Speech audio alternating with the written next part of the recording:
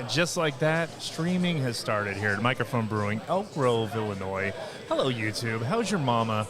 How you doing? That's going to be the greeting for pinball now after that amazing Wilford stream we saw for the launch trailer for Dungeons & Dragons. How's your mama? Down South Pinball. My entire Discord has showed up in effect. This is great. Starting right off the bat, we're here at the Metallica launch party, Mikerphone Brewing 2025. Everybody's here, man. We got people here from Stern. We've been having fantastic times. People have been indulging in the micro brews. I have been having some micro water. Let's go, man.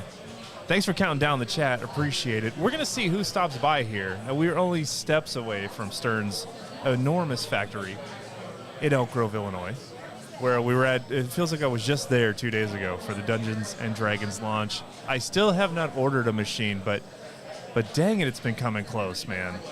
And so that's what I want to talk about a bit tonight. And we'll see who else happens to show up in the chat. So chat, what's up? How's your mama? How you doing? Let's settle in. So D&D, right? I'm looking back at the last couple of releases that we've seen from Stern, and I don't think that we've seen anything that's as fun as this since Foo Fighters, really, or probably Jaws, where, you know, it's not exactly the flow monster that Foo Fighters was, and not even really, to an extent, some of the cool shots on Jaws. But what is there seems like pinball fun packed in a giant package. And who doesn't love a giant pinball package? Get at me. Are my glasses messed up?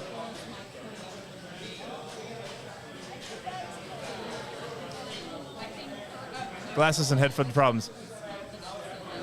All right, so how is the audio first off? I think it's working fine. Wait, is Focus here?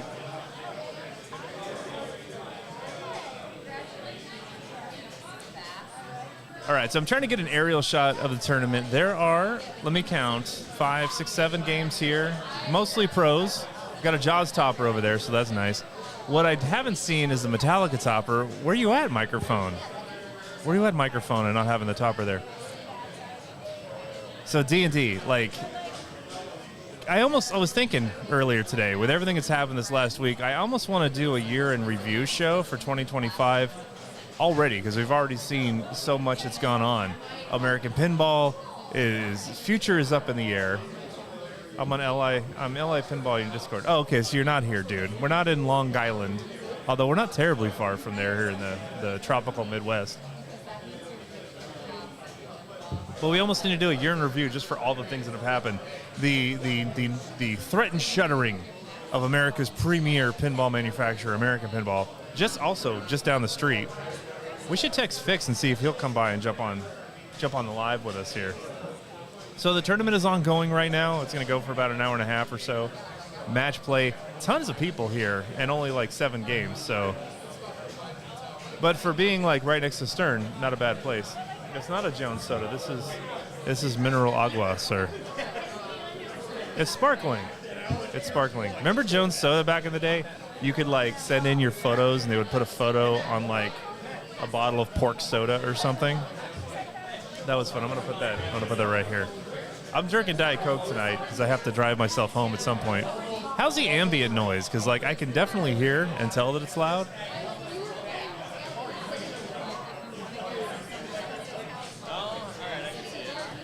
So like I feel bad. Like stirring up the volume is so damn good. What? Thanksgiving Joseph. Every Thanksgiving, they would come out with these sodas for those of you in other countries that don't have pork-flavored soda. It was like mashed potatoes and like a turkey flavor. It was freaking gross. It was freaking gross. I do have my mic turned up, so I think that's helping cancel out some of the noise in the background. But man, like any other day, this AP News would have been like the hugest thing ever, but we also got a Cornerstone release, so it's been nuts. And then like, it's not stopping. Did you see that somebody shared a photo of like a little cart, a utility cart full of speaker panels at the Stern factory where they had repurposed a KISS sticker and put it on there, and people were seeing that, thinking like KISS Remastered is up next, which I think KISS Remastered should happen. Oh, okay. Start with the volume. Sweet. Yeah, I should get in on that. But really, like, every time I've gone to the Stern factory, like, anytime they have a torn decal or something, they'll go ahead and just cut it up and put it on something, just like any of us would, right? So what you were seeing was just, like, someone's plywood cart for holding speaker panels, and they just put, like, a kiss sticker on it because it was laying around. That thing may have been laying around for 20 years.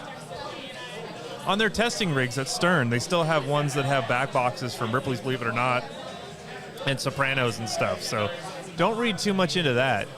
You can read into the Aerosmith stack of decals, though, that we saw, because those were fresh ones ready to be used in Stern's inventory. Now, they may have back inventory for tons of games and everything, and it doesn't mean that Aerosmith is like going to go back on the line.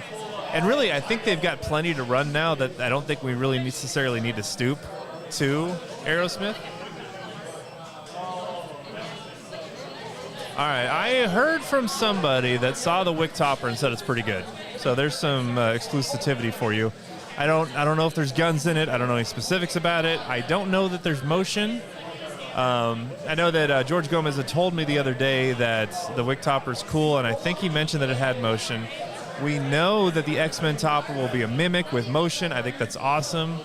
And from what I'm hearing, because I was asking about kind of the workflow process, and so these toppers are largely done. They're engineered. What's holding things up is licensing approval, and programming is probably the big thing.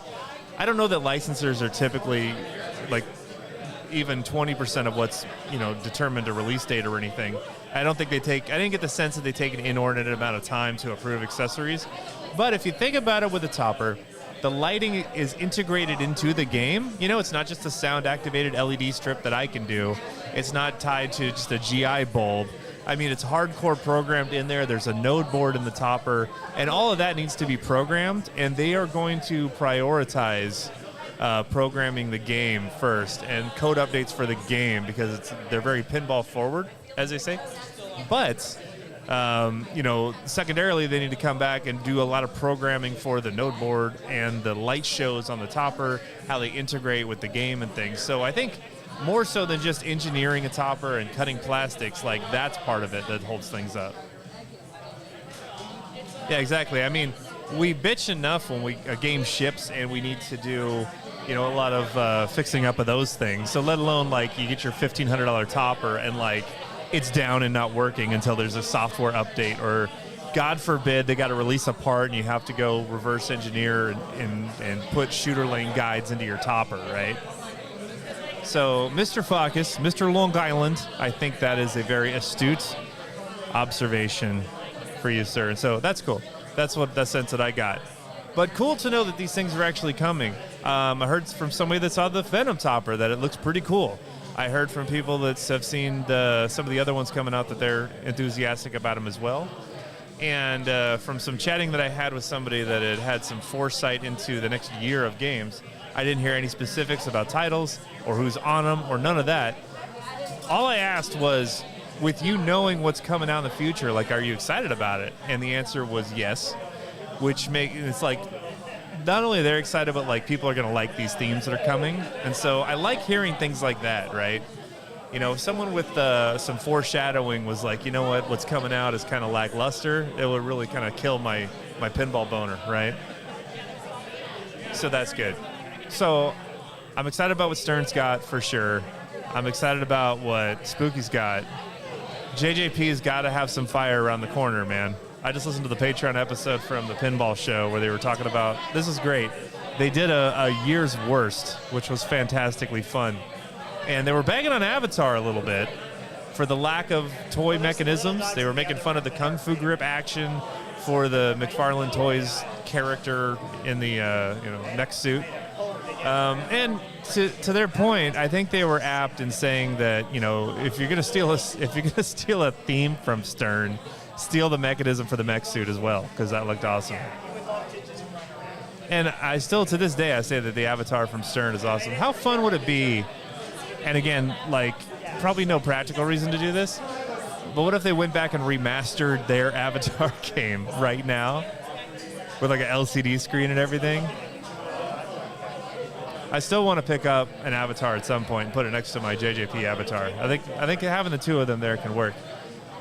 Capacity in this room is only for 50 people, but we definitely have more than that. People are bringing dogs in here. I want to pet that dog. Mikerphone Brewing, first time I've been here. So this is where they have the Stern Army Party at Expo generally, where you get to go and get a leather jacket. I got to find a way to get a +1 to that so I can get myself a leather jacket. Either that or be an operator, just so I can get it.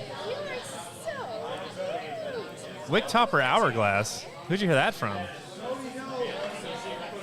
Oh my God. Guys, I had the best game ever on John Wick tonight before I had to leave and come down here. 385 million points, like the most I've ever gotten on John Wick. Set a new GC at my home. Legitimately played for a while, played through a boss battle, played through 2 or 3 modes, couple of multi-balls, got to concentrate it twice, played all kinds of lights out modes, and still like it was the best, greatest game on John Wick I've ever had. The longest playing, the most modes played, the most multi-balls gotten, and like it still wasn't very fun. Not only that, it was pretty quiet is the thing that I noticed. You know, like you're playing Metallica and you've got master puppets going on right in your head. You've got like multiple multi-balls that you're doing. The game's yelling at you, like it's constant call-outs. And with John Wick, it's just so silent. It's so quiet.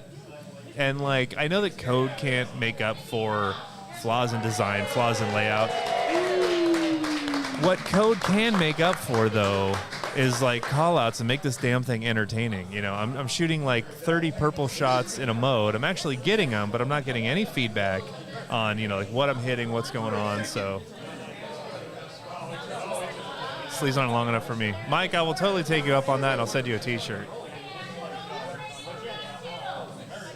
What the hell? Did a hourglass ever factor in John Wick? But how are you doing?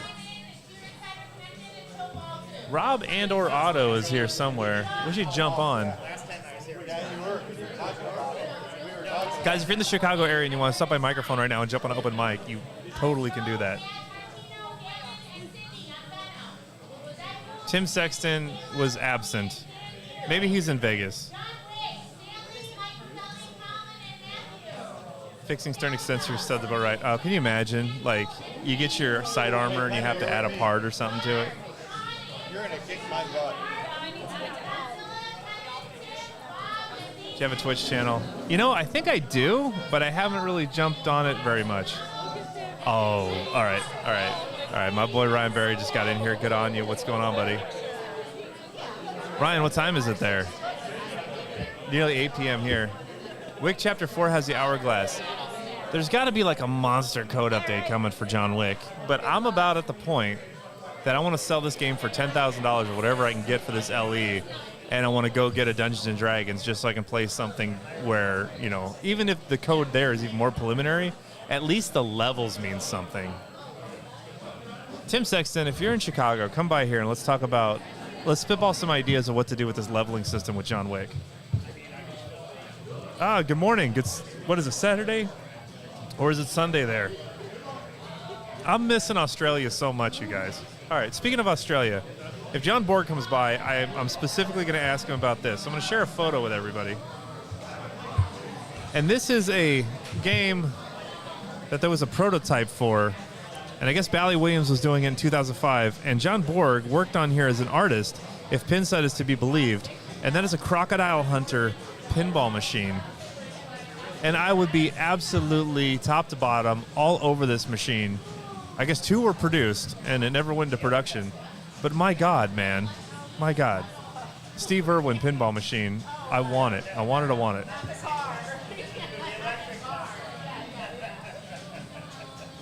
Should actually attach levels to enemies encountered. Yeah, exactly. Been sucked in this game called Manor Lords. Oh my God, what the hell? Make it tougher, or like make something happen, you know? I'm at level 45. I've played so much John Wick. The thing is, the game shoots well. There's 3 ramps in the game. Most games have 2. This one has 3. It's fun to play. The gameplay on the premium changes the flow of the game to a noticeable degree. For instance, when you lock balls on John Wick on the Pro, it's just shooting the center ramp. The ball comes right back to your flipper. On the premium, when you lock a ball, the ball physically goes back and locks. And so then it will feed a ball back to your flipper. You can short plunge, and then the ball will come right back to your right flipper, and you can like lock another ball on that ramp. That's fun. Absolutely, sir. People are coming here. They're getting stickers. I got Pinball Rizzler stickers. I got the OG DPP stickers. I've got coasters. All kinds of stuff, man. We'll be seriously wood shopping. Dude, a croc would eat the ball. A croc would eat the ball. Some asshole would put a stingray in it, too, and that would be in poor taste.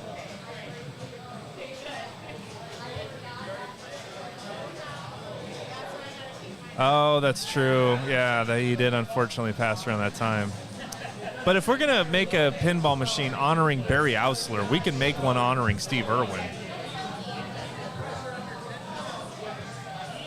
Dude, I think that game would have, what would that game have even have been?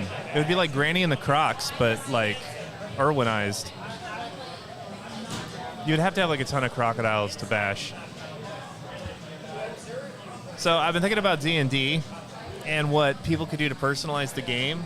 Do you think there's people that are deep enough into the lore where they would take the dragon and repaint it into like a different, like an ice dragon or something, or like a Hungarian horntail or some such?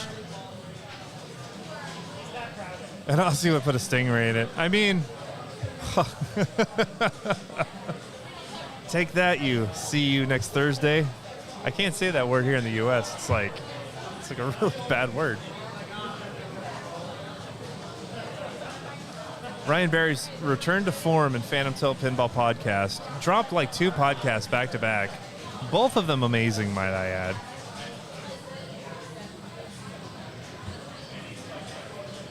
So I know there was also that rumor that there was something going on with the mechanism of the dragon. It had to be reworked. Got a little bit more insight into that. Apparently, it wasn't just the dragon that we're seeing that needed reworking. I mean, there was like a completely different idea at one point for a dragon to lay across almost the entire playfield, and it had a movable wing. I had heard that before, but like I heard it again today. So like, what the heck, man? A giant movable wing? Would you even be able to see anything? Oh, remastered Game of Thrones is a good idea. Can I bag on John Wick some more? So, like, one of the biggest additions in the last update was the lights out mode where you push the button and everything goes dark. And my main complaint about John Wick is that I don't know what I'm supposed to be doing and I don't have any feedback from the game. And they put this mode in where all it does is take away any direction that you have at all of what you're supposed to be doing. Like, is that like not the biggest jump backwards in code? Love folks asking for new innovation in pinball. Stern answers with a new mech, and then also had them file multiple patents for it. Yeah, that's cool, man. Lights out. So the way I understand it is, you know, you're battling this guy that's blind, but the problem is the game's already deaf. So, because there's lack of call-outs, right? So now it's blind and deaf mode. It's Helen Keller mode. That's what I'm going to call it. So you got the Helen Keller button, the Miracle Worker. You got to push that, and like not only you're not hearing what you're supposed to be doing, you can't see what you're supposed to be doing. You know, and then you have to like spell Baba Yaga, and then you can hit the button, and then you get a hint. I do like that aspect, but it needs to be easier. Because there's many times I play through the entire lights out mode and I don't get the opportunity to get the hints.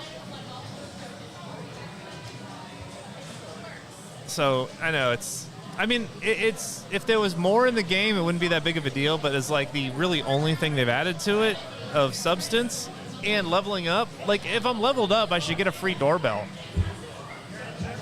Hey, Jeremy, how you doing, buddy? Good to see you. Thanks for joining. We're at Mikerphone Brewing. They're doing the Metallica Launch Party tournament right now. You can see it behind me there on the wall. Mikerphone, Elk Grove, Indiana. I mean, in Illinois.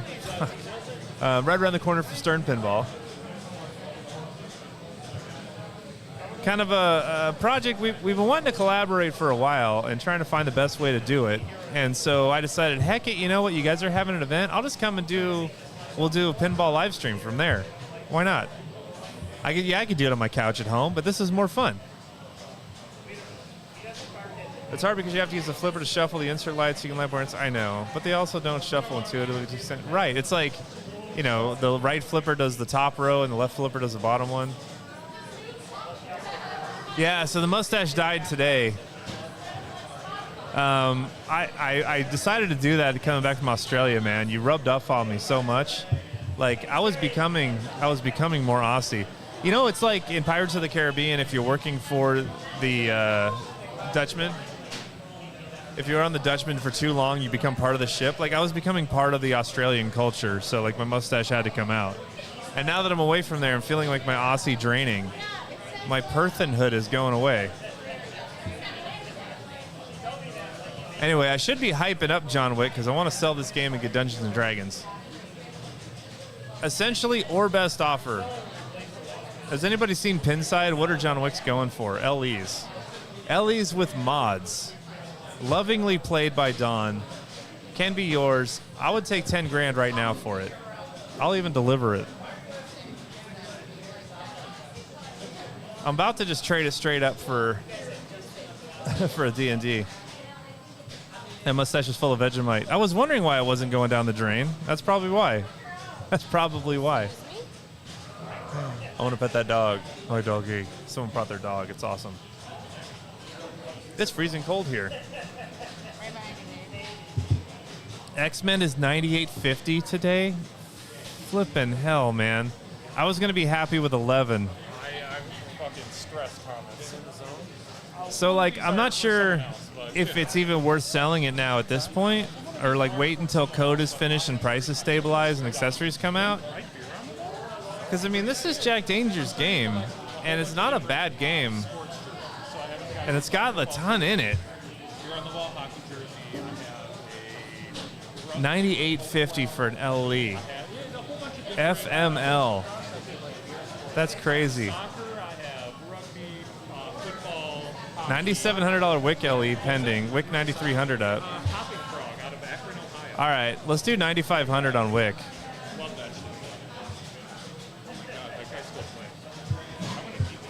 Wick with mods. LE 9,500. I'll take it. So I don't even know if it's worth putting it on there. Yeah, like, is it worth racing to a bottom right now, or like wait until code is complete?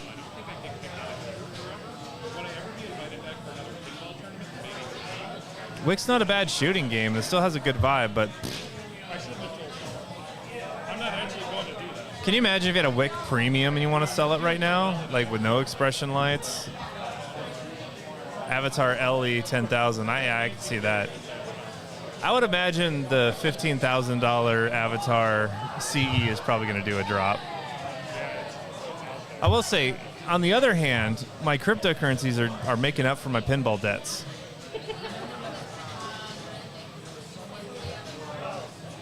It just sucks because I'd love to sell right now and get D&D, and that's probably what everybody else is thinking. Also, taxes are due soon, so who's doing big purchases right now? At this point, if Tim would program in a foot massager mode to John Wick, I'd be happy. Yeah, dude, selling the Pro for 6 is good. That being said, I sold my Foo Fighter Premium for like 10.5 or something, and you know that was getting out at a good time. Doncoin when? What the hell's Doncoin? Oh God, yeah. Let's do NFTs. Let me sell some NFTs and raise some money. What's up, guy? Come on, man. How do I do this? Just put the headphones on and you're talking to the silver thing. Silver thing. Thomas, what's up, buddy? Hey, what's going on, Don? Yeah, I got you on camera too. Oh, that's awesome. Yeah. Welcome to Mikerphone. Yeah, it's my first time here. We wanted to collab for a while. Works best if you talk right into that. And then, how's the audio? Sounds good to me. All right, perfect, yeah. Chat, you can hear Thomas okay? If not, let me know. We can adjust his channels. I got you turned up, so it should be good. Returned. So it's my first time here. So Mikerphone Brewing represents at Expo every year. You bring by like themed cans of craft brewed beer in cans. Yeah, the And best. I drink them when you hand them out to me every right. year. It's super fun. I wish you didn't have drive tonight. We'd be handing you some beers tonight. Right, as well. right. I don't know if I'm going to make it all the way home. Maybe I'll stay local and imbibe a bit. Sure, yeah. I mean, we can accommodate for sure. All right. We've been at the Pinball Expo the past 2 years. Yeah. And it's by virtue of our relationship with Stern, who geographically they're right around the corner here. Man, Stern's some good people, man. Yeah, Stern's great. And, I come from the craft beer world. I've been involved in craft beer for over a decade, and coming out here to Mikerphone the past couple of years, we've developed this relationship with Stern that's been, I don't want to speak on their behalf, but it's been amazing for us. Yeah. And I feel like that we've done some good things for them as well. We have gone from 1 machine up to 7 machines. For our special parties that we do, we've had up to over a dozen machines in here. And is that the right word? Am I saying machine? Yeah. Dude, yeah. People get mad if you say table. Table. Yeah. Can I say pin? We have pins. Pins, yeah, pins work. I don't want to act like I know the verbiage machine. if I really don't. It's funny, but in the virtual pinball world, they're tables. You buy tables. Okay. It's weird, But people split hairs for stupid stuff. For sure. I mean, I found by this relationship that the craft beer world and the pinball world have a lot of similarities. Absolutely. And I think there's predominantly male. In-groups are a big thing. There's a lot of weirdos in both cultures. There's also this term pinball famous that I've come to learn that maybe more so in the pinball world where people are famous amongst the group of people in the in-group. I would love to meet pinball famous people. I thought you were a pinball famous Jesus. person. Flippin' Isn't this hell. a famous podcast? That's So, what I was- pinball is so accessible, because I follow other hobbies, and there's, companies that create things, roller coasters, amusement rides, and things, and, we put them up on pedestals, but there's not, you can't just, go and beat them, But you go to Expo, and, somebody that designed a game that you love is just walking around schlubbing it up, got an ankle bracelet on and everything. It's like they're real people. So it's super approachable. And now they're working with more outreach. They're inviting us over to the factory for their game launches, which is awesome. I love to play new I saw stuff. you Stern this week. Yeah, Dungeons and Dragons drops, and dope. I got to get my hot hands on it, which is amazing. And now I'm chomping at the bit, trying not to buy it because my resolution this year was to try to not buy a new in-box game, enjoy what I have and what I've already ordered. But I don't know. I'm going to fail that faster than my workout resolution probably. Yeah, I feel like, once you're infected, it's hard to shake the disease. Right? Yeah. You got to feed the monkey, Right. feed the dragon. That's the dragon on the back. So, location pinball used to be going to the arcade, back in antiquity with all the Bally Williams games that were back there, Indiana Jones, Last Action Hero, Terminator 2. And then, largely, that's changed, People on location at Dave & Buster's aren't making money with pinball machines. They're making money with claw machines and redemption games and things that just drain your quarters even faster. And so it's nice that places like this exist because it's perfect for the demographic that's really still into pinball because we're still the same people from back then. It's just we're older now. And, we have a little bit of disposable income. We can buy our own machines. We have time to come to spots like this. You still want to get out of the house, though. Yeah. And especially in Illinois in the wintertime, this is perfect. You come in here, brews and pinball go together very well. Pinball tournaments, you spend a lot of time standing around, so put a drink in your hand, right? For sure. Yeah. For sure.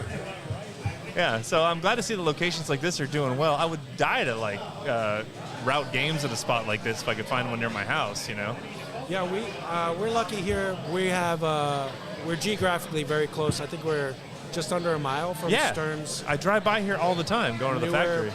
Factory facility, and by virtue of that, we have those guys in here a lot, and we have a lot of people that come over here from there to just have some beers after work, and that's been great for us. And through that, we've built a relationship with some of them, and it just continued to grow over the past 2, 3, 4 years by having games in here, but also things that we do outside of here. We've brewed a beer with Stern. Was that Stern Up the Volume? Stern Up the Volume. I got somebody asking in Long Island. They want to know where they can get some. They had some at Expo. So, yeah, unfortunately right now you can get it here in Chicagoland. We've brewed it, I think, 4 or 5 times now. We changed the label for last year's Expo to give an update to people who enjoyed it the first year. But I have been approached by numerous people at Expo. That's one of the things that this relationship with Stern has opened a lot of doors for us.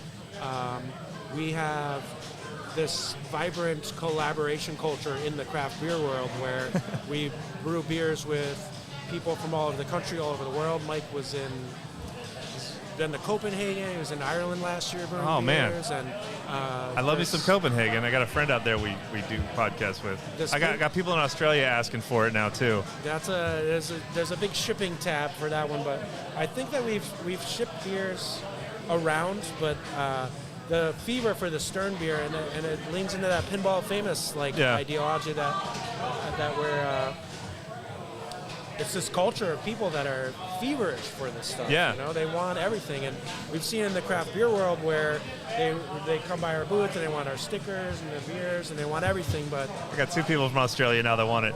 How about this? Where in Australia? Perth, Western Australia. Oh, that's way out there. I was out there last week talking to a couple of my friends of mine here. So you were in Perth last week? I was in Perth last week. No shit. Yeah, it's part of why my sleep schedule is totally messed up. I'm about to crash. But my buddy Ryan here, he's coming out here for Expo next year. This year now. Come see us. So we'll come by for sure. If you're listening, I worked the Schoolies holiday when I was bumming around in Surfer's Paradise. Yeah. I don't know if Perth knows about. I was just there. Do you know about Schoolies? I was just in Surfer's Paradise. I didn't know about Schoolies. So Schoolies is like spring break on steroids. Oh, okay. It is the whole East Coast, which I would say culturally mirrors our West Coast. There's a lot of surf culture. There's a lot of that beach vibes. But Brisbane and Sydney, 2 of the big major cities there, they send all these kids that may or may not be of drinking age to Surfer's Paradise to just get blacked out. Or I think they might. Well, heck. I don't know if they still call it blotto, but they did when I was there. Let's do some blottos. Schoolies are wild. All right, Schoolies is wild. Yeah, they know. They know about spring break. Perth knows too. That's awesome. Perth knows about Schoolies. Do you guys do Schoolies there, or do you go to East? Do you go to Surfer's Paradise for that? Yeah. Where do you guys go? It's only it's a 5-hour flight back and forth. I did it while I was there. Oh, across. We were in Brizzy. We started there. Brizzy, Surfer's Paradise. He's been there. And then I went to Perth for a couple days met some Perthans. I think that's what you call them. Or we call them alcoholics. And then flew back and did a couple more days at the Briz before we flew back. So first time in Australia was super awesome. I'm Otto and I like to get blotto. Hell yeah. How about this? For chat, I got a John Wick LE, barely played, still pretty new, $9,500, and it will fill the cabinet with Stern Up the Volume, and I'll ship it to you. Woo! How about that? That sounds like a deal. How Maybe about that? A steal even. Yeah. Man, these prices on these games are falling. I really want to get a Dungeons and Dragons, but I can't unless I physically make room. So you have to get the scratch and the space. Yeah. It's not a good time to sell right now, though. Taxes are coming up, so nobody's buying, so it's like a race to the bottom with prices. So if you do want to pick up a game, absolutely the best time right now. You got to have the money. Yeah. It's like everybody's acting like they just got divorced and they got to get this thing out of the house, you know? Or she'll take half. Quokkas. Oh, I saw a quokka while I was there. What a cool place, man.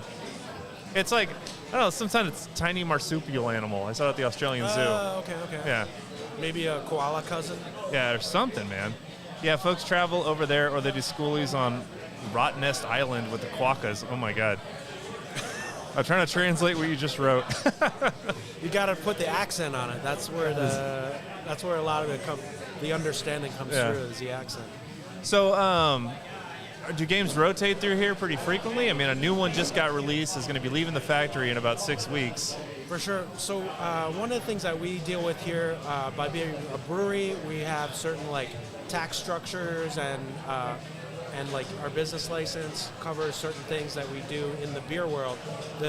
With the pinball games here in Illinois, they're actually, and I may be wrong on this, but I believe that they're is an element of them being gaming devices because people are paying money, that they're considered like a gambling thing. I'm starting to understand that because you go to some pubs, at least in Wisconsin where I live, and they do have legit gambling machines in there. So you guys are on a different level up there in Wisconsin. You have a lot of, your kids can belly up to the bar.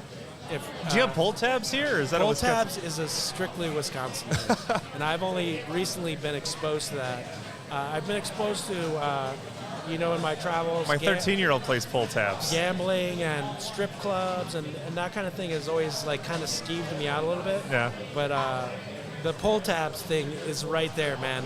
There's a bit of that like. Just one more. Just one more, man. That's gonna be the one. Yeah. It's gonna be the one.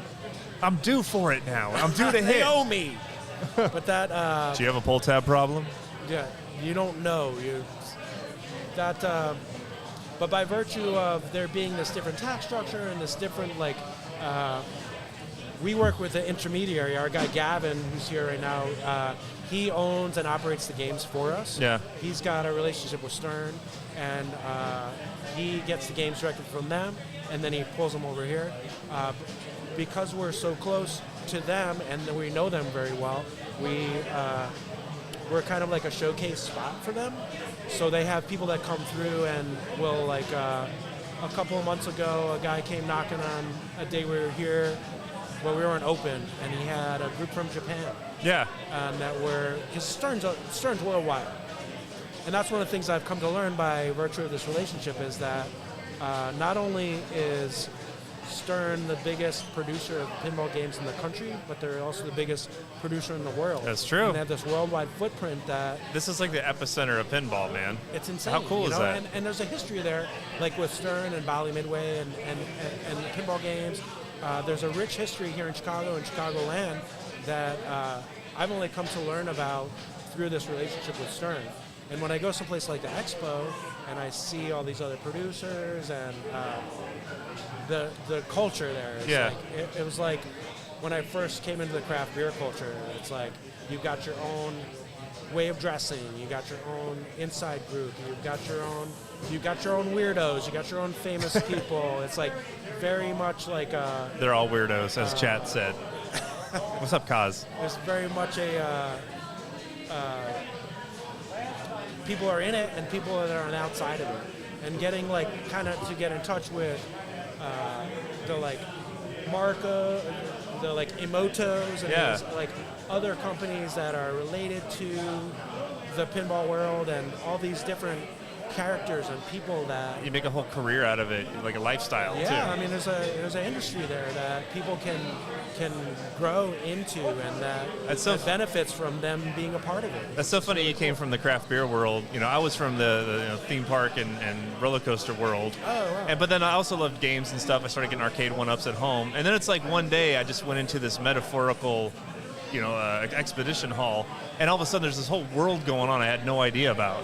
And it was all about pinball. Now, I loved pinball. I've always played it, and then found out, like, wow, you can have one of these things at your house. Oh, there's leagues. People are still playing these things. Some of the best games ever made are coming out now, as far as, like, the theme integration, the connectivity, and what you can do with them. Replay value that's being built into them. So it's, like, huge, man. I feel like this, the Insider Connected, that, like, getting badges and ranking your scores and this... your abilities against people all over, anyone that's on this app is like we have our own leaderboard here, but it's connected to all these other leaderboards at all these other places. Oh, is there a badge tonight? I'm not the one to ask. Oh, I got to beep in it so I can collect my launch party badge. Probably there is. It's one of the things that our guy Scott here, that he's one of our bartenders. He's a MMA guy. He retired firefighter, Illinois firefighter. He has so many badges through this app that some of the higher up Stern guys were like wowed when he was like showing. The one guy, they had a badge for him with his face on it, and Scott's like, I got you. So I got your badge. One of my life goals is to eventually have an Insider Connected badge. Okay. I don't know what I have to do. The Dom's badge? Yeah, I'm not that. I'm not that Stern, important. are you listening? Yeah. We need a special badge for Dom. They're listening. They don't matter that much. But how cool would that be, right? Life goals, right? Got to be lofty. But yeah, totally fun. The fun thing about it, too, is that even if you have a bad game, it's like at least accounted for something, And it's like because it kept track of it. Yeah, so it's like I'm working towards something. So even at home or location, I dig it.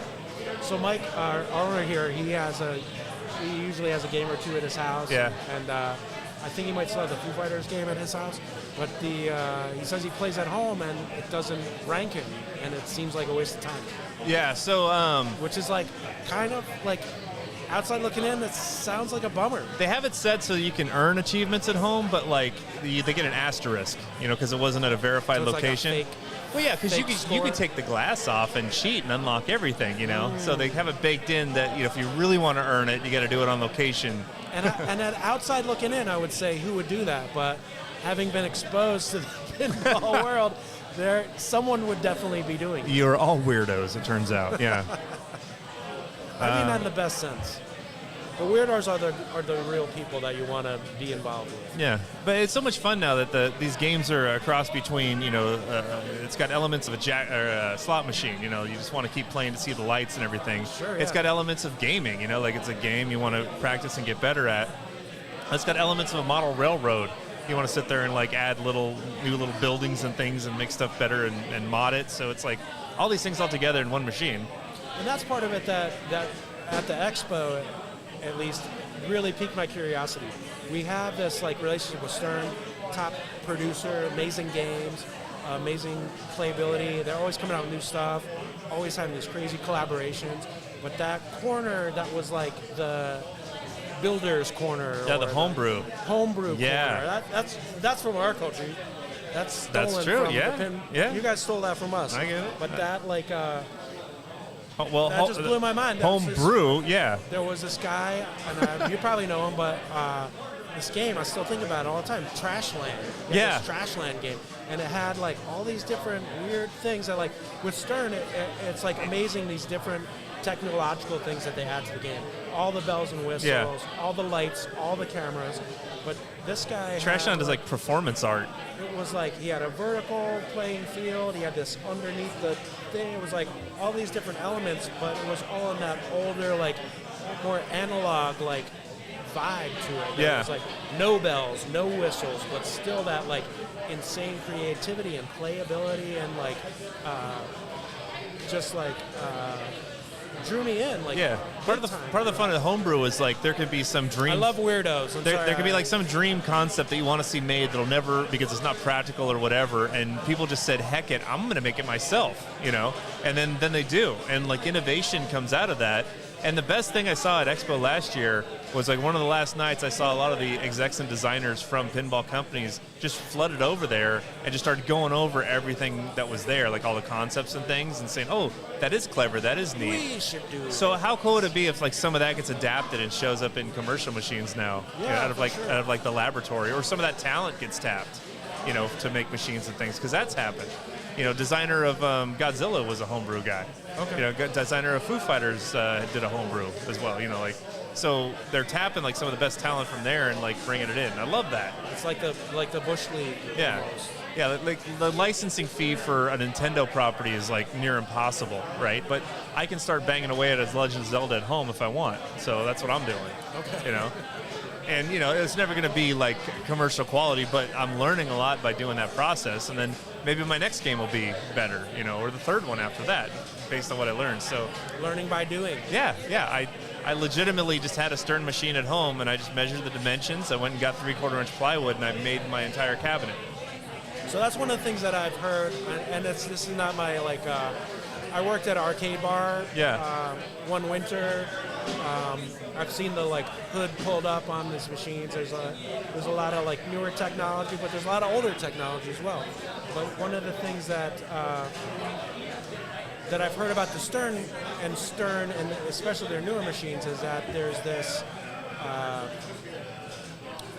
If you've worked on one Stern machine, Right. you have a good idea of how the other machines work, and there's this sort of ideology or pathos for working on the Stern machines that covers a majority of the machine. So when you're opening up the hood of one, and you know how the things work, that you know how other Stern machines are put together and maybe work. Yeah, there's like a paradigm that they've created, like It's outside looking in. I mean, maybe Yeah. maybe like- that's not true. Like it used to be where all the electronics, the computing power and everything was in the back box, and it was just this huge thing. That's the champ right there. Nice, buddy. He's the Mikerphone food contest eating champion. Oh my God, what do you? He won eating pretzels this year, He won eating. Tim, what was the first thing? It was like a Kringle. I'm sorry, what was that, Thomas? Your first victory here is eating The champion. first victory was an apple strudel. A strudel. A He's strudel. the strudel and soft pretzel eating champion here. From the Great Roche Bakery. And that's why we Man, hats off, dude. clap when we see the I champ. can only eat like 3.5 Kringles in a sitting. He's so. pretty good at pinball, but we don't call him the champ for his pinball skills. That's amazing. Hey, put away some pastries. I love that. That's awesome. You guys have the Kringles up there. Yes. I understand that's sort of a strudel of its own. It's a round strudel that's completely pressed flat, and some people dig it. I don't know. It's almost Doesn't seem like you do. yeah. It's almost like a Mobius loop of pastry. So I can appreciate that part of it. Ideologically, you appreciate it. Yeah. The pizza truck out front. I don't know. They're making pizzas here. That guy might have been at our Stern Party. He has eating range. We have a pizza vendor here right now, Roz's Pizza. They're killing it. He does a loose Detroit style. It's more of maybe a Sicilian style. It looks pizza. amazing. It is. I need to grab a slice of that. Now, there was a pinball machine called Raza too that was very ill-fated. I don't think there's any connotation. I'm going to tell you 100% the Raza pizza is better than the Raza pinball machine. It was something called Retro Atomic Zombie Adventureland, and it was essentially a Ponzi scheme that squandered money from retirees that were investing in it, and the whole thing went up in flames. Okay. And I only scratched the surface of it.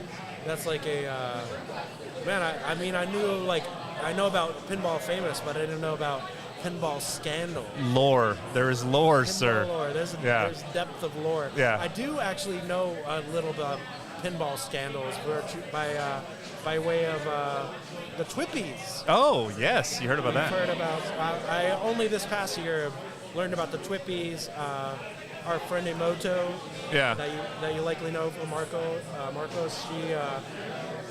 She kind of told me about it. We had I don't know if I can mention this other pinball podcaster. I don't have any. I don't censor my stuff here. I met the infamous Kaneda here at our. Talk about pinball famous.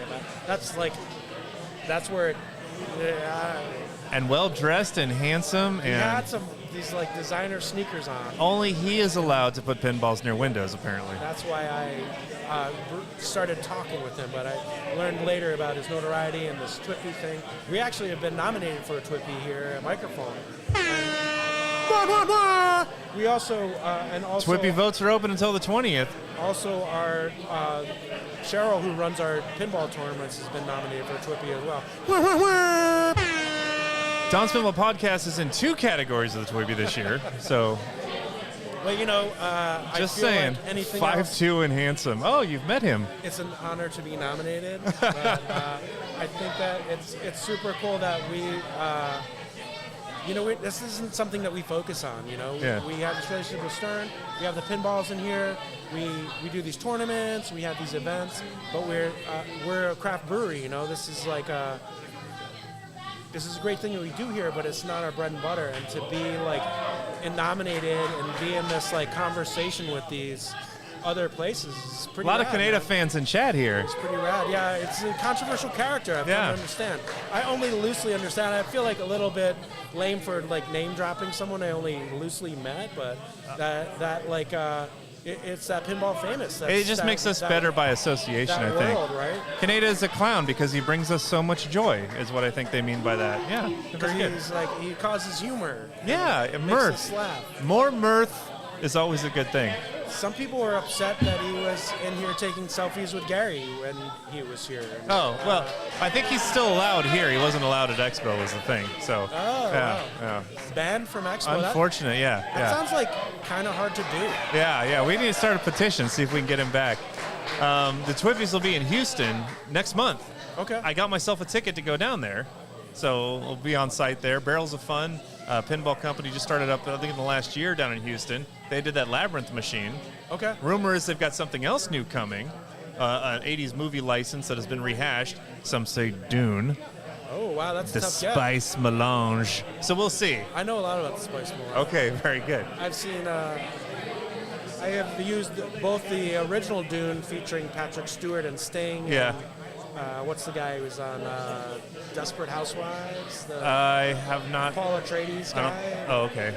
I'll take your word for it. I don't watch a ton of Desperate Housewives. I visited the set. I've been using the newer Dune as a sleep aid. I use it to help me go to sleep, cancel out my wife's snoring. Yeah. Now we've heard Dune. We've heard the Muppet Show rumored as a theme, which Stantler and Waldorf on the topper. Are you gonna go? Are you gonna go Michael Caine, or are you gonna go Rocky Horror Picture Show guy Tim Curry? Oh, it's like those are the two like noted actors of the Muppet movies, right? Okay, yeah. So Tim Curry was in Muppet Treasure Island. I would favor that side, but who doesn't like a good Michael Caine? I can't do him right now. And he played it so straight, man. He was like the most serious Muppet actor. Yeah. I saw some recently was like Tim Curry acted like a Muppet. Michael Caine acted like the Muppets were other actors. Yeah. But they both delivered like amazing. Yeah, because if you can do this straight in a world of absurdity like that, it just or you just perfect. be absurd, yeah, right? Yeah. I feel like that's where Tim Curry pushed it. Yeah. The other rumor was Fifth Element. Ooh, that's Bruce Willis film. Yeah. I don't know if I got my Lulu Dallas multi-pass. I don't know. Right.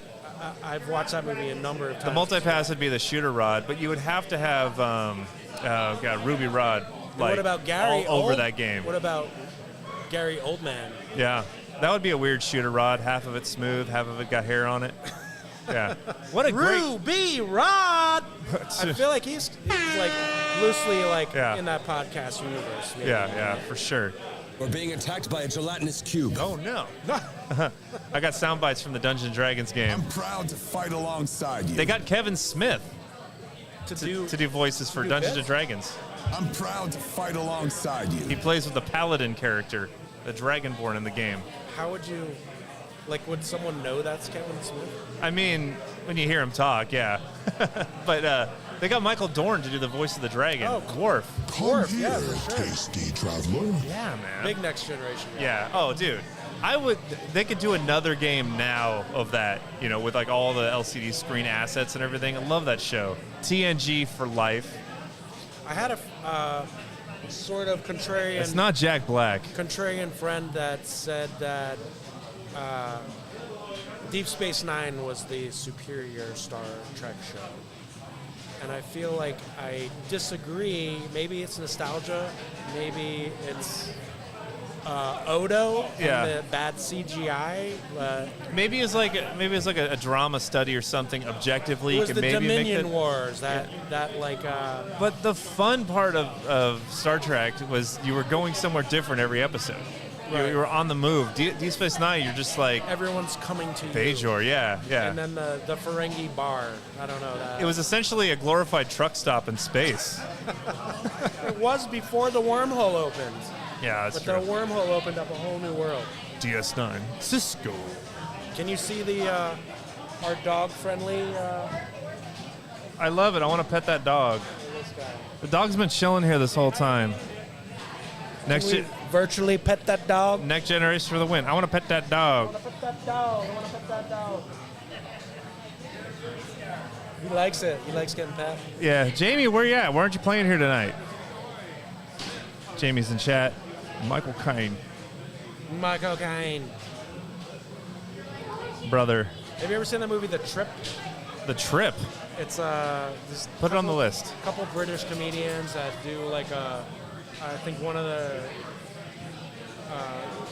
they travel across the UK, but this one scene they do this like Michael Caine accent competition. Oh yeah. And it's not the climax of the movie, but it's the best part of the movie.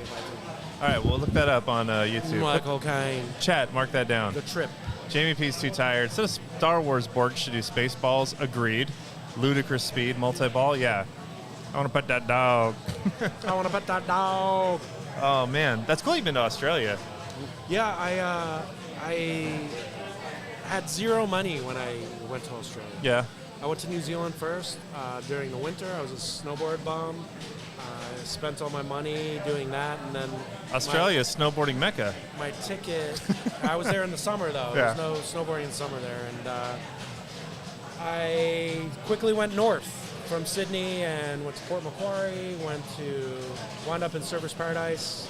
Was able to get a couple jobs there and make some scratch enough to make it back to the U.S. But nice. That's how you got to do it. I've heard, and I feel like I should have went south. Yeah. I should have went to Melbourne instead of to Brisbane. Yeah, that'll be next time. Next time. Yeah, there was a Australian pinball manufacturer up until just recently in Melbourne. Although I don't know if you'd call them much of a manufacturer because they didn't make a whole lot. That I think was it's a problem. Bin. You got to say Melbourne. Melbourne. Maybe I'm wrong. Melbourne. Maybe someone's going to tell me I'm wrong. I talked to You Maurice don't earlier. say Melbourne. It's not Jason Bourne. It's I couldn't entice Melbourne. him to come on here and quit playing pinball to talk about American pinball. Yeah, There's some homebrew drama right here in Chicago. as far as Our friends over at American Pinball have Okay. just fired all but like 2 people now, oh wow, bummer. and they're committed to releasing their next title, which is actually a pretty good game, and I hope it comes out. That But we'll have to wait and see. that's another funny thing that I've discovered is, Stern, as we said, #1 producer in the country, in the world. Yeah. The second producer is American Pinball, who's also here in Chicagoland. Can we get a fact check on If that? I'm not mistaken. Yeah, Which I very well may be. yeah. We got Jersey Jack here also. I would say they're a strong Jersey contender Jack, for number yeah. 2. Or Spooky Pinball over in Benton, Wisconsin. So that's Wisconsin Pinball. That's like 3 out of. There's a lot of the top producers that come out of this area, and apparently out of the Midwest. I mean, this is where the designers live. This is where the labor force that knows how to do this specialized type of mechanical assemblage is. So it just makes sense to be here. Pinball is successfully made elsewhere, but not like to the levels that you see here locally. Yeah, and from here internationally. Yeah. I mean, these cabinets they make here, not tables. These pins that they make here, they go all over the country, all over the world. And it's wild to be that so many people have no idea. Yeah. We struggle sometimes with being in touch with the craft beer world. We're so close to O'Hare. We have people come in from all over the country, all over the world. Their first stop is to come here and get a beer. Yeah. Or their last stop before they go to the airport is to come here because they know they're going to get a better beer here. How's the beer culture here locally? Chicagoland, we're super spoiled. Yeah. We have, we do great things here, but in the culture of Chicagoland, we have some of the best producers in the country, some of the best producers in the world. We have this amazing water source of Lake Michigan that a lot of people pull off, and it's a great place to be a beer drinker. Sometimes it's hard to be a beer producer, but we have some of the best beer producers and some of the best beers in the country coming right out of here, and it's a great place to be a beer lover, for sure. How are you going to put American Pinball ahead of Spooky? They were lucky to hit 300 games produced last year. American? Yeah. I don't know. Yeah. I'm going to say I'm arguing with chat. you're right. I have no idea what I'm talking about. If that's But what you're Spooky's the looking for. people's champ. Hell yeah, they are. Malort shots, no. No. Malort is gross. I have never, and I'm not really looking to start. Yeah, I've I feel heard like the if you give it stories. a good smell, Yeah. that's enough. All right. Maybe we'll start with that. Just, smell it. Yeah. That'll Now, be enough. Is it like a legitimate product, or at this point are It they is, just yeah. are they just doing it to prank people? It is. No, it is. It is a prank. I feel like no one really likes it. Yeah. It's like something that you get for your buddy to make him So try to get I'm him just to wondering, fill like, up. as a product, does it exist just as a joke then, or are there? If you're like a professional level There alcoholic, are people that claim to like it. I think they're lying. is it But good muddled with cherries or something? There are people that do make like craft cocktails out of it, and Yeah. the key there is to bury it with so much other shit that you don't taste it. Yeah. When I first moved here, it does grow on you. Yeah. When I first moved here, I was Get the Malort out. it tastes. This is like Windex, Yeah. and then I heard about- gasoline, but maybe I haven't tried it myself. And floor cleaner. okay. Now after 10, almost 15 years here, I'm like spicy juniper floor cleaner. Is it supposed to be savored, or is it like a shot, like a It's Jaeger? a shot. Okay. Want to get it over with. Jesus. It makes rot gut tequila taste good. Okay. I will say Jepson's the producer. Yeah. They make an amazing bourbon. Yeah. That's like, if that's up there, it's really good. It's poison. It's hard to sell that to people who know Jepson's from Malort. but Yeah. They do make other spirits very well. Oh, okay. And honestly, like Malort, they make that very well. You don't have Though any of that I here. personally think it's disgusting. You don't have any of that here, do you? Malort? Yeah, I think we've got it. Oh my God, that would be some good Our live stream our- content. One of our our lead bartender here, she claims to like it. Oh, I got to meet this person. She's a liar, but Yeah. she does claim that. I mean, I'm definitely curious. It's just keep it at that. Okay. Curiosity killed the cat, if Yeah. you recall. Get it out. Oh, God. I'm being peer pressured. I'm down. He if you- has to drive, folks. Yeah. Only if I put Vegemite on the rim. No, that's Australian. Yeah, thing. yeah. I was told that when I went to New Zealand that Vegemite was like peanut butter. Yeah. And so I bought some Vegemite and I made a peanut butter and jelly sandwich. Yeah. And I spread the Vegemite on like I would Lord help peanut you. butter. And Yeah. it was horrible. Yeah. I later learned this, like a light coating is enough. Got to put some butter on there, maybe a little salt or sugar. I'll up my Patreon right now if Don does a Malort shot. That's up to you. I can find a bottle, but I'm down. We'll see if one shows up. it's gross. Monica loves Vegemite. This is true. My wife liked the Vegemite. Yeah, it's like Buttered toast in a thin layer, though. thin layer, Yeah. butter, Yeah. and a lot of bread. Yeah. No, it's not a peanut butter and jelly. I was led astray. That's so funny. Oh, my God. It's an acquired taste for sure. Much like Malort, Yeah. I would say Malort What if way they? grosser. Than What if it turned out that they paired and complemented themselves like perfectly? But let's get Jepson's on the line. But they're on Maybe they're on different continents. No one ever realized a it. cross international collab between Vegemite and Malort. that- might yeah. be, and they put them together and it tastes good. This is how we break down borders. It's one world. Or in they're both pinball. gross, and just, yeah, there'll be puking involved. Either way, it makes good content for live streams. Where's the Borg? Speaking of Star Trek, Star Trek, yeah. We have how's the tournament going? we have to ask Cheryl. What round are we in? I can consult Cheryl. All right, I'm just going to scroll through and like my own posts real quick. I'm gonna try to track down some Malort for you. Perfect. All right. And maybe see if I can get Gavin. All right, stay tuned. We're doing it. Holy stuff. Brian said you need to get a can of Old Style with a shot. It's a Chicago handshake. I mean, the night is young here. I'm just a lowly Wisconsinite currently, here south of the border. But I want to fit in with my hosts here. And the snow is falling. What a time to be in pinball. 2025 is going to be completely amazing, I believe. It's starting out super strong with Evil Dead's primed to leave the factory. We got the fixes out. We got D&D killing it. You guys, You asked. killing me. All right. Get those Patreon supports ready. Just shoot it, huh? Should I even bother smelling it first? Or? I think you should smell it and then leave it. But that's Oh, it's good. I've heard wormwood. Holy Shetzel, as Orby would say. Oh, yeah, how's Orby doing? I listened to some Pinball Nerds podcast on the way down here.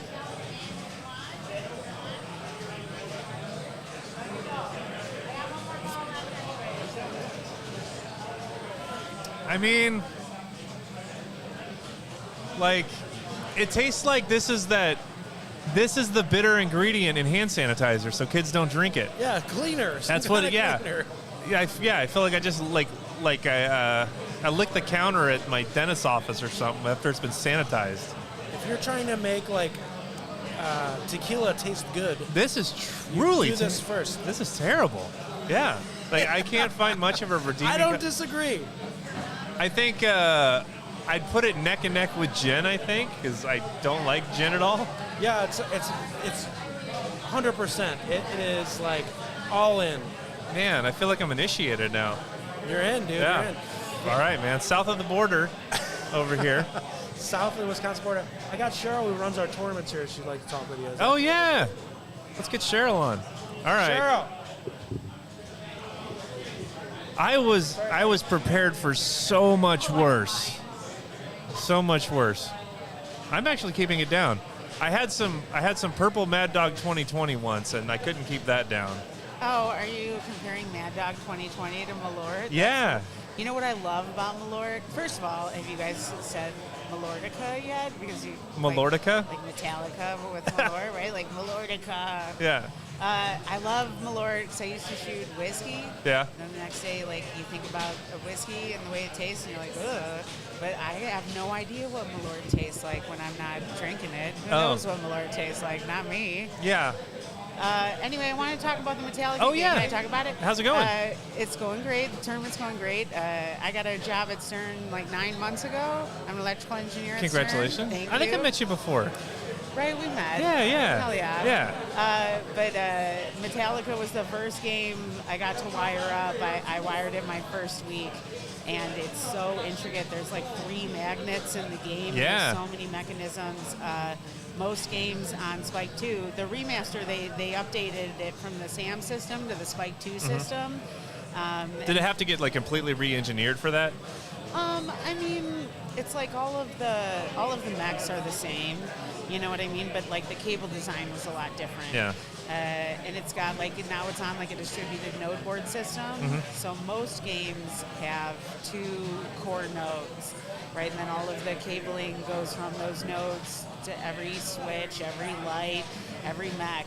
But Metallica has so many mechanisms that it's got the 2 core nodes, and then it's got an extra small 4-coil node, and then it also has a magnet sense board for the 3 magnets. So just to run the magnets? It's just huge, and there's so much cabling, and so like my first week I wired up a Metallica prototype, in the lab, and after that I worked on X-Men, and I was like, whoa, this is like way easier, like I thought every game was going to be like Metallica, and they were like, oh no, Metallica is like nuts, you know what I mean? Like it's so intricate. It comes from an era where there's just so much in games, and I love that they like remade it. Hell yeah. Yeah. The band wanted to remake it because the band like loves the pinball machine. And they found out now we have like the LCD screens with like footage and art, and they wanted it redone with like live footage, and so all of the LCD screen art is all brand new, and like there's live footage of the band on it. But probably the coolest thing is Lyman F. Sheets Jr. did the original code for the 2013 Metallica. LFS, yeah. And it's not with us anymore, he passed, but Raymond Davidson, who's one of the best pinball players in the world. I was just talking to him the other day. Yeah, Ray Day. Yeah. He did the code, and he like kept like all of Lyman's code.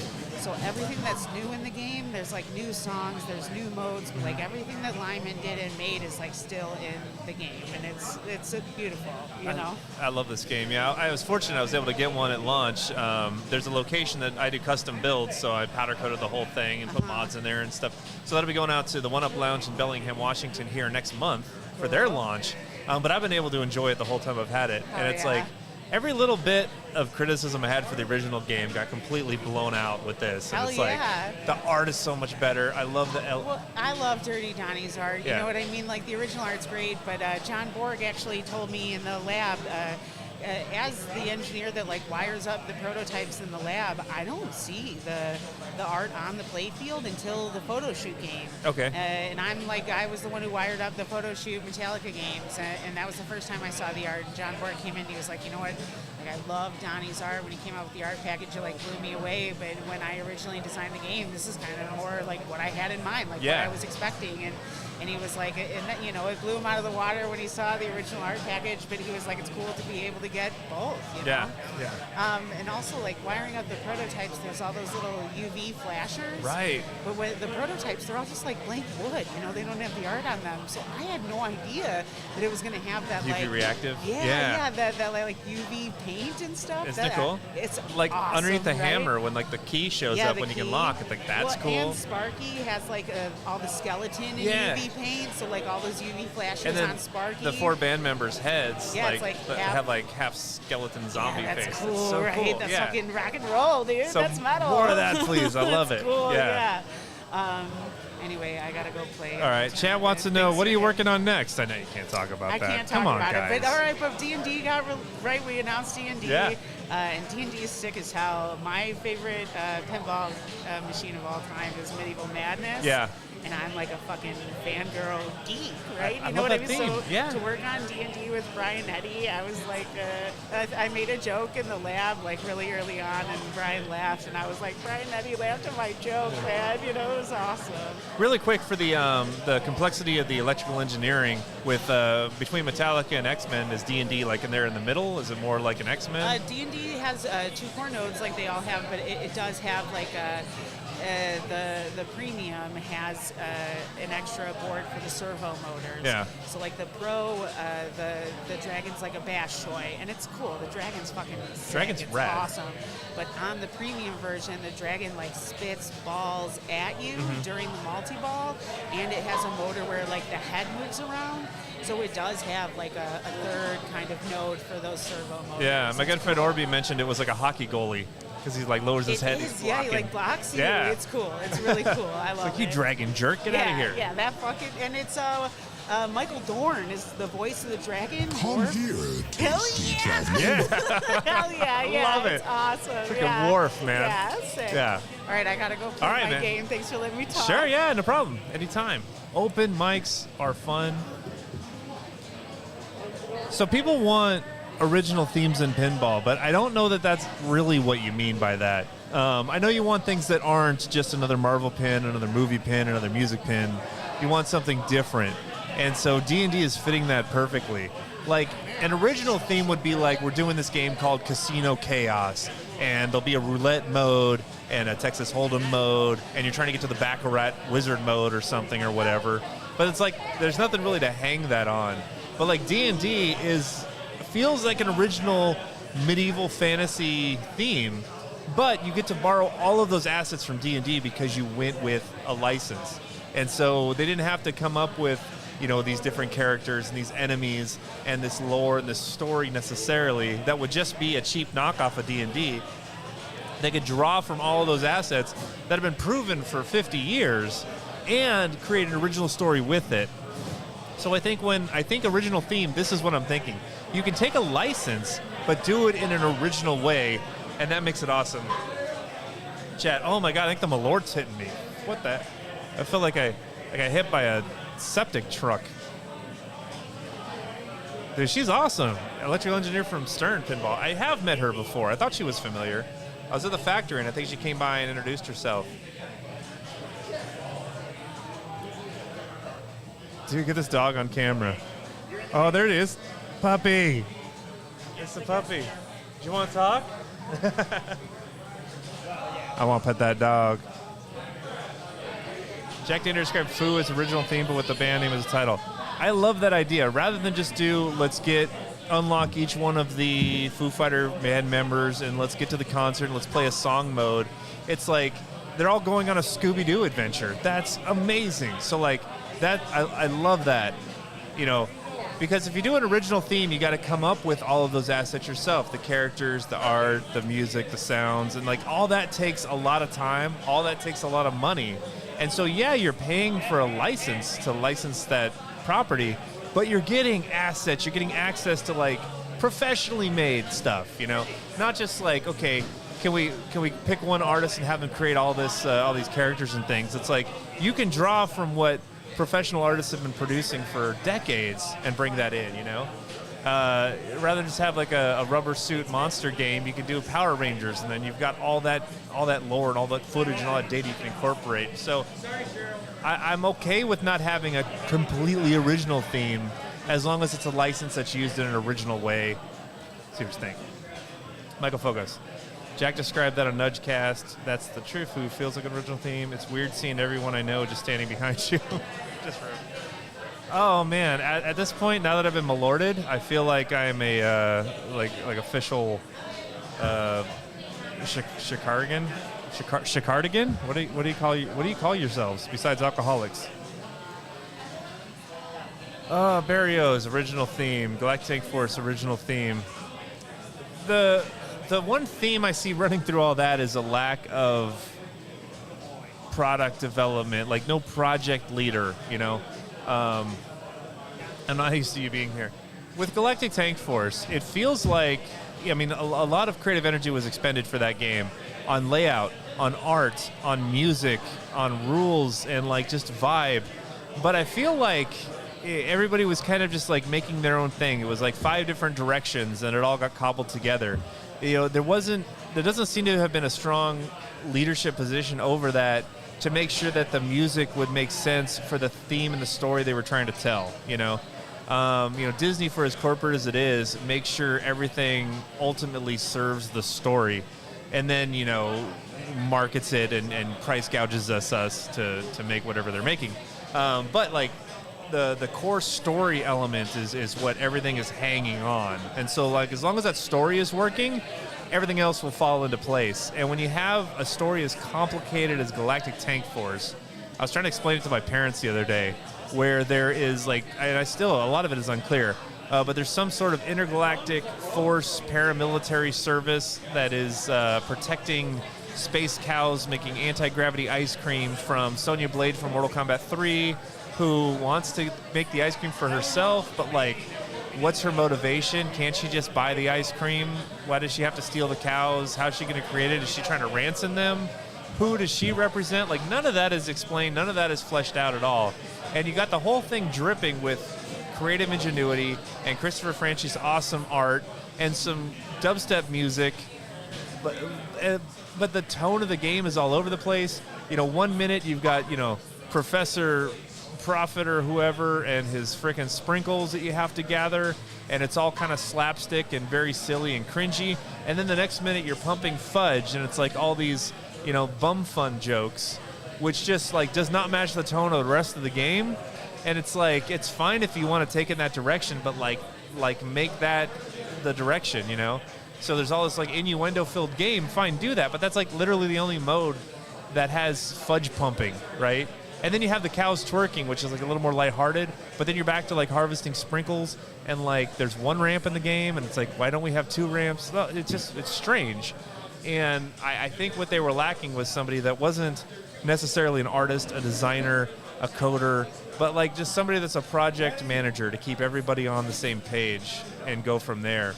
Barrios Barbecue is right out. I don't even see 5 people working together towards the same thing. It's just, I don't know how that got out of a brain session, Ninja Clips sold because they put out 100.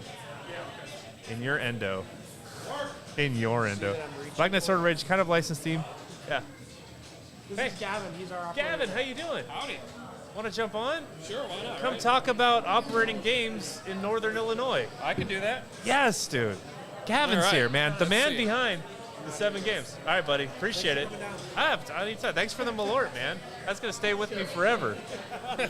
I got Malorted for my first time. Well, I apologize for that on behalf of Illinois. It had to happen. I've heard about it. I'm glad I got that done. Jamie says hi, Gavin. Oh, hi, Jamie. She's Jamie watching online. Jamie who? Jamie Prangborn. Okay. She comes and plays tournaments locally all the time. Yeah, She's probably much absolutely. better than I am. But yeah, first time here. I Okay. see 7 games. You're operating them here. Yes, I am. You operate other locations as well. Yes, I do. Killing it. It's like my dream. I would love to have a place like this local that was devoid of pinball, so I could just get right in there.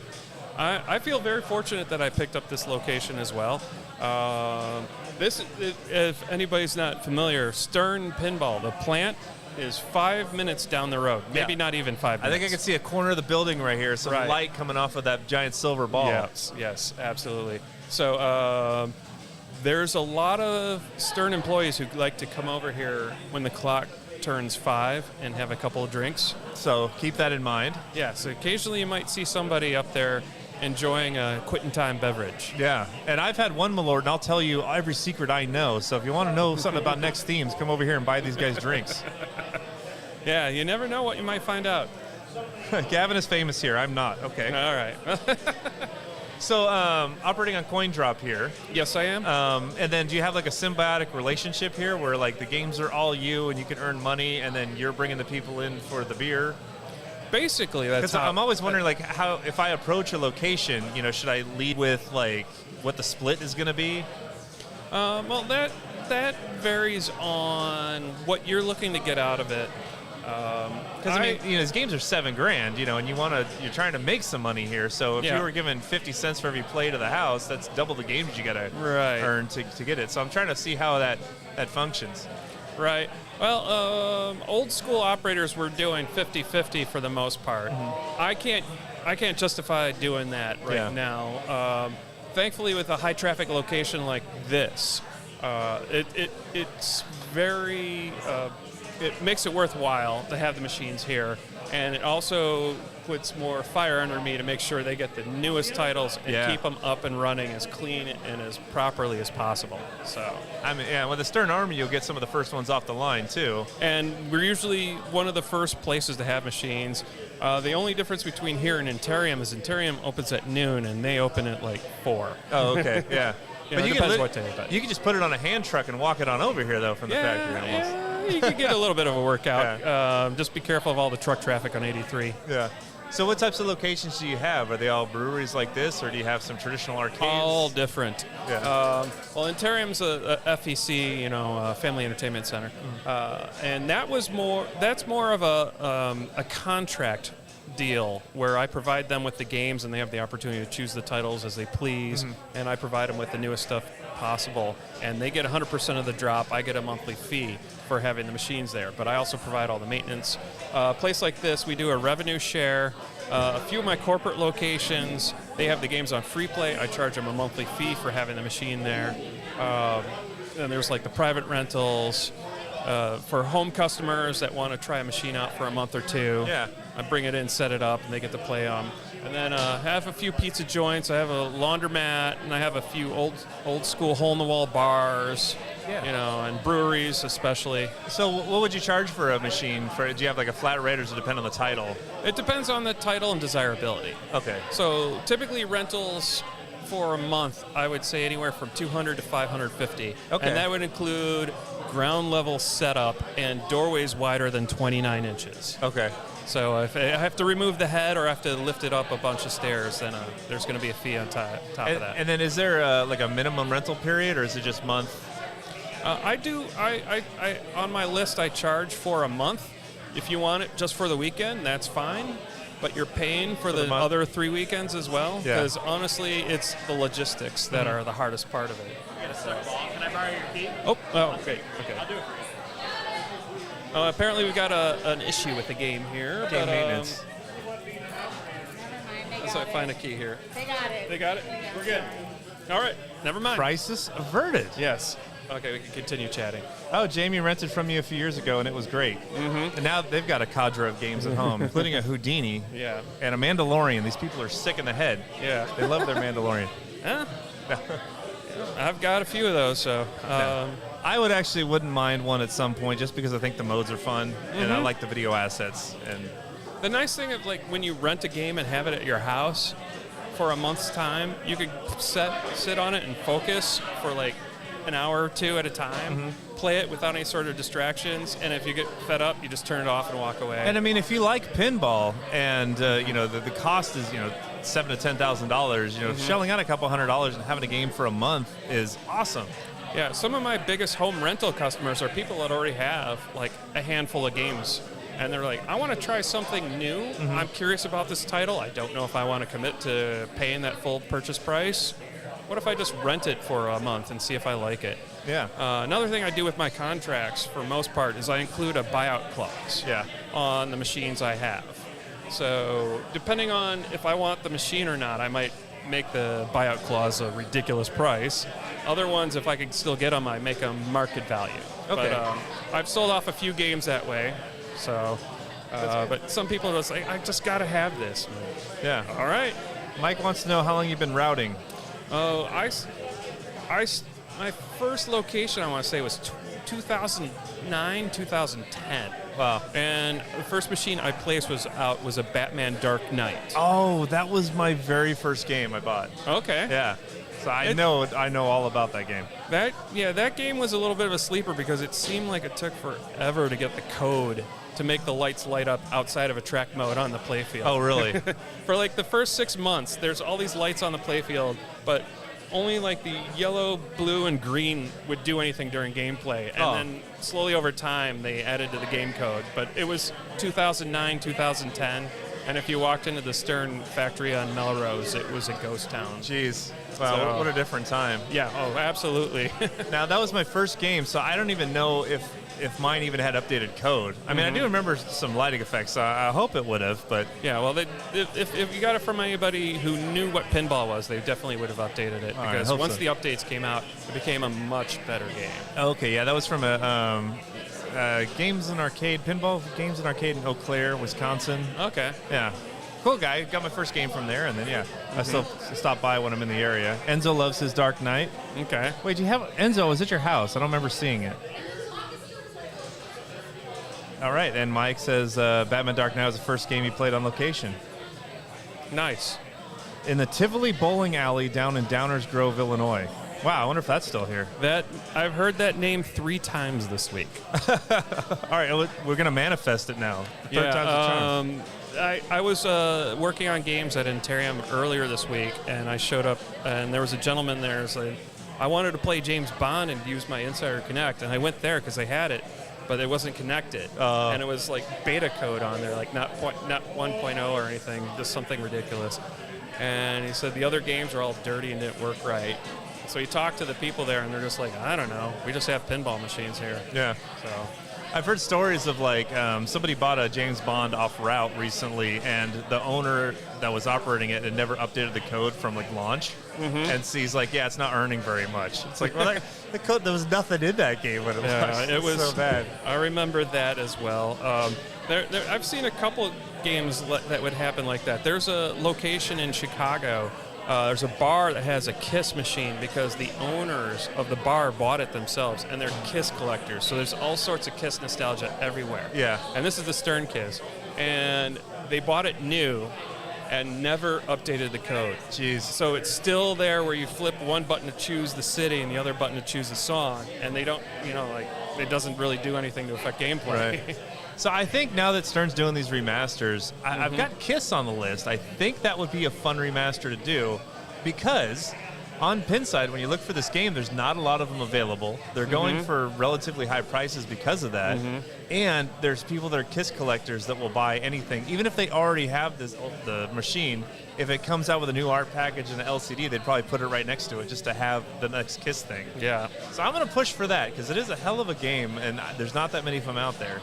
Well, I would say I'll agree with you as far as like the layout and when the software got to where it needed to be, it became a much better game. Yeah, and you can tell it was designed by the same guy that did Rush later on. And Metallica. Yeah. It's got that double inlane. But yeah, I think it's a great player. And of course, you're talking about Kiss, and Kiss collectors collect anything, and it's honestly one of the biggest music collectible tie-ins out of any band ever is Kiss. Was it Bob Alcoyne was their manager about all sorts of marketing and stuff, and just they did all, like, they have Kiss dolls, they have Kiss bed sheets, Kiss coffins apparently, and Kiss urns. I don't know. It's like the music was the least interesting thing about them.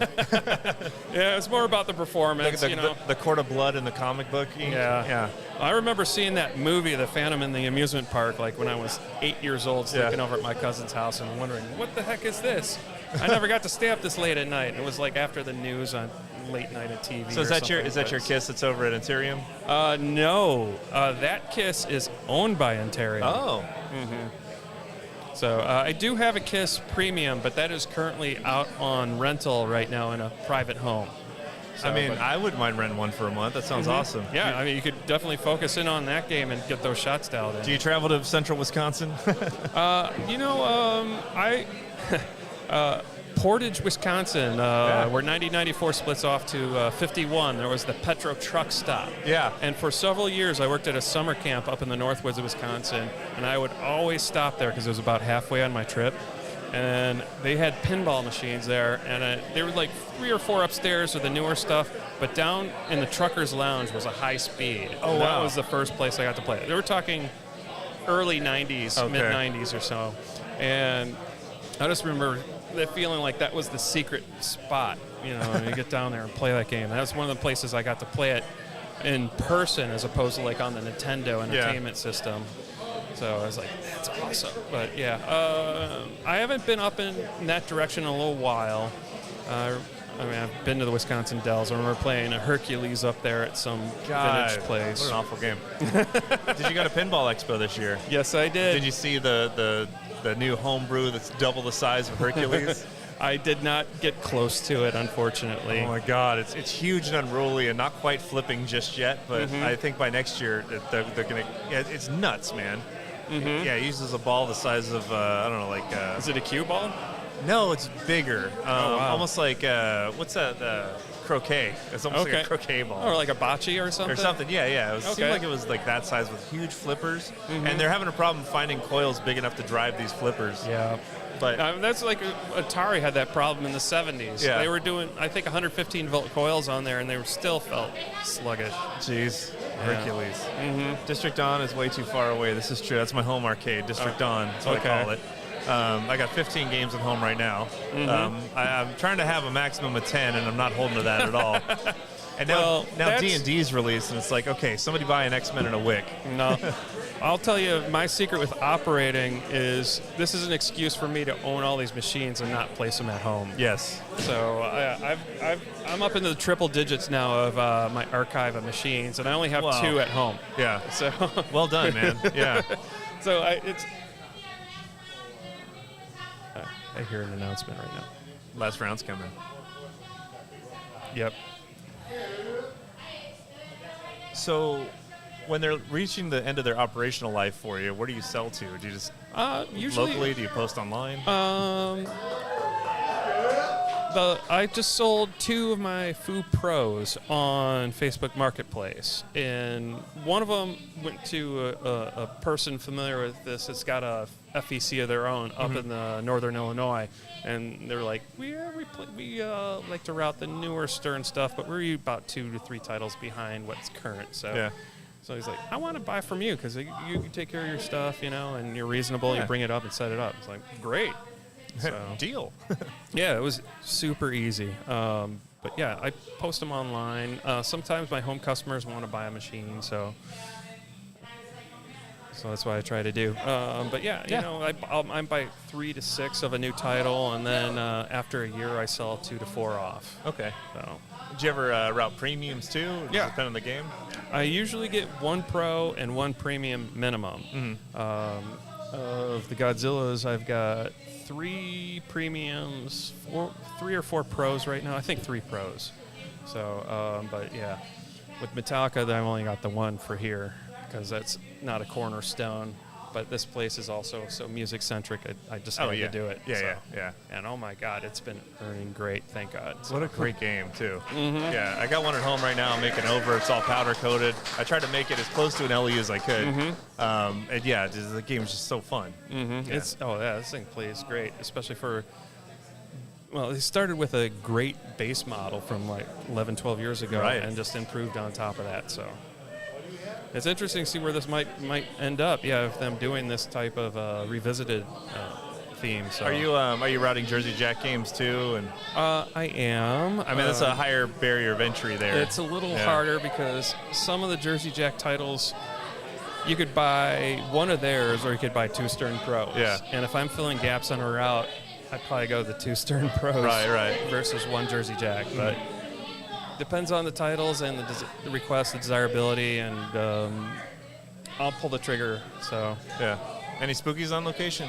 Yes. Nothing newer than Rick and Morty, unfortunately. So it's been a little tough, I would say. Yeah. So, but I prefer games that I don't have to visit every week. This is true. They do put a lot more in there that a company like Stern probably wouldn't think was worth the trouble. Yeah. Because if it's 95% reliable, that means 5% of the time it's got to be fixed, and that may not be amendable to a company like Stern. Yeah, makes sense. Well, I consider operating also like spinning plates, because if you have so many locations, you go to one, you clean them up, you tune them up, you make sure everything's playing good. This is good, and all of a sudden you see the one wobble over 5-10 miles away. It's like, go to that one, clean it up, get it all good. Or good here, and all of a sudden there's 2 over there 20 miles away. Jeez. go over and take care of that. So it's a little bit of whack-a-mole, you know, just like, take care of everything. But at the same point, as long as you keep them clean and working, you got your investment pretty much holding solid. So, do you ever get time to like leave town for a week for vacation? I do. And you come back and everything's broken. that has happened. Maybe not everything, but a couple things. But that is also the gift of pinball in regard that they are self-destructive devices. But when they break, it's not like an HVAC or refrigerator at a place. So you can survive through a weekend if you have to. I know you're doing a podcast, but you're also playing in a tournament, and we need you to come up. What game? We are on Deadpool. Deadpool. All right. Much as I don't want you to be there, yes, you have to come on up. All right. So that means I have to go join for thanks Game so much, 4. man. Appreciate it. Hey, great. This is fantastic. Yeah, So, it's fun. Gavin, thank you so much, hey, sir. Thank you. All right. Chet. Thanks, Internet. I feel like JJP is only worth routing if you can hold off a few releases and then buy for a better price. That's an excellent point, right? Because go get a Toy Story now for cheap, go put it on location, and earn money, big buckets of ducats. And then who cares about the crypto? Because you'll be in it. Oh man, my ears are melting from the headphone here. I think we'll maybe wrap it up here. Sounds like final round is just starting here at the Empty Chair, otherwise known as Mikerphone Brewing, Elk Grove, Illinois. Cool place. 7 games on location. Probably plenty of Malort flowing, and I think it's hitting me much stronger than I was anticipating. I can't believe we did that. We had a fun time here on the stream. I got my first Malort done. That was fun.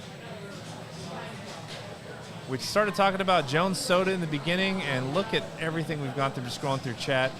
$12,000, tough to swallow, absolutely. Kevin O'Connor was the artist for Kiss. Thank you, Mike Fox. Kiss District Don's way too far away. Jamie, you got to come to like one of my soirees that we throw.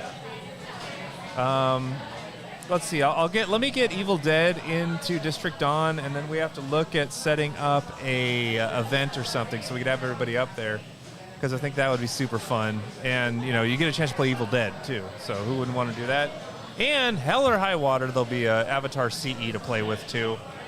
I think it's going to be a great game in the house. I don't care if that thing loses some money because I'm not selling it anytime soon. Yeah, we'll get it to work. We'll get it to work. God, my Malort brain is melting. What else is going on? I wish all of our friend working at American Pinball the best this holiday season, and hopefully their new game will see the light of day. I would actually... I said I would consider owning it because the game's fun to play. The game's got some cool, innovative stuff in it. I think people will really like it when they get to play it. Was with my friend Kerry Hardy. I think he's probably done some content already. He was able to play it, and he liked it. So, yeah, that's some proof positive that they got a product that people would be interested in. However, are people going to be interested in the product that is American Pinball itself? Consumer confidence is where I'm getting at with this. I think Mission 1, once they regroup and they launch this American Pinball 4.0, they have to make consumer confidence like story 1, and it's going to take a lot of work. This is like somebody that's severe protein calorie malnourished and is in a nutrient deficit and needs to overcome. And hopefully we can partner to do that, because, again, I think their product they have shows promise, more so than anything else I've seen them release. So, oh, hey, thanks, Jamie, for listening to the podcast. Yeah, Gavin's cool, man. Gavin's cool. He's going to go blow up Deadpool right now. The Kringle Destroyer just walked by behind me there. Oh, Jamie, yeah, I'm not saying anything about you being wrong. It's kind of selfish of me, though, because I do want to be able to play this game with some sort of regularity, even if that's just at a show, even if it's just at, a location that seems to have everything that I get to every once in a while. But I would like to see this game out in the universe so I can occasionally go play it.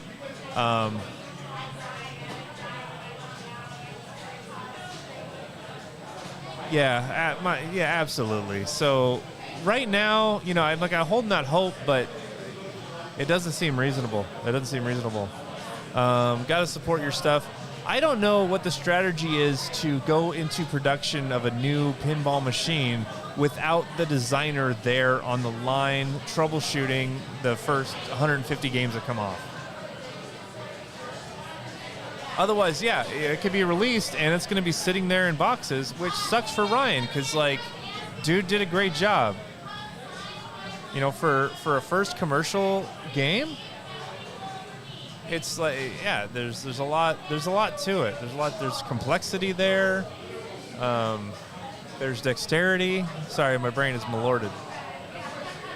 So that should be one of the first things they do is, like, get, you know, even if he's not back full-time, if he's just back as like a contract basis, I sent out a friend request to the guy on his personal Facebook page, maybe a little bit ostentatious of me, but I did meet him in person once at least before. So if he reaches out, I'll just see, you know, check, you just want to make sure he's doing good and you know, he's got some projects or something lined up, but just to see kind of where everything's at.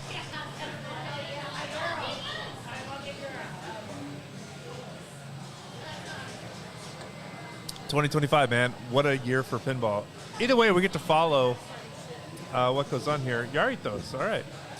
We get to follow what happens in the trials and tribulations. I will say we got great things to look forward to in the form of Spooky's ongoing release of Evil Dead, Stern Pinball killing it with 2 more cornerstones this year and another remaster that's probably going to be Ghostbusters. We might get another Star Wars game. Man, if this next Star Wars is episode 1, 2, and 3, and there's frickin' Jar Jar Binks in it, I don't care. I'm not getting it. Forget it. I'm not even interested in playing it. I don't want anything to do with that. No, I don't want to play Amidala multi-ball. I don't want to do lock balls in Boss Nass's frickin' cheeks. It can't be that, man. Just go back to the original trilogy and just make another game. We'll buy it. It'll be awesome. What else do we got? JJP with Harry Potter. Is that happening in March? Everybody that keeps bringing it up keeps telling me that it's going to be like early in the year. I was thinking October. Ew, get out of here with Jar Jar freaking Binks. Corbin wants Star Wars 1 and 3. Why? This guy likes the worst games. Houdini, Mandalorian. Oh, God. I mean, I'm sure the game will shoot well and it'll have accessories that come out eventually, but my God. I don't know how you make that game interesting. It's rumored to be Borg on it, right? Where is he? He was supposed to stop by today. Maybe he's fashionably late. Maybe he's standing behind me and he's been here the whole time. We'll have to find out. Brian is, I'm sorry. Brian is the husband. You're right.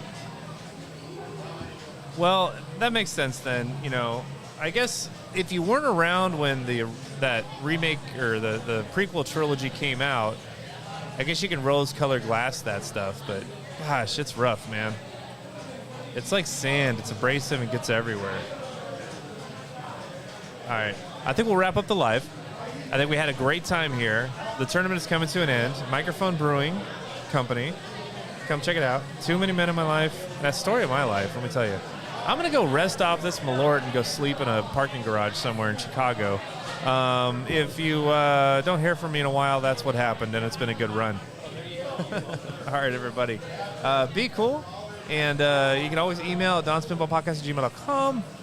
Like and follow everything. Spotify is where I post the podcasts. Patreon is where I post the bonus shows, which I'm doing with increasing regularity. And it seems like the response from the community is that that's really fun. So we'll keep doing that. Check out We Are Pinball, a show I do with Retro Django. That comes out on a every other week kind of basis or whenever there's fun stuff to do. Again, with a corresponding Patreon with tons of bonus content on there. We're having fun. If you'd like to come on the show, come on, man. Come on down. I got an open mic. It can't get any easier than this. Be cool to each other. Don't be a grumpy person at home.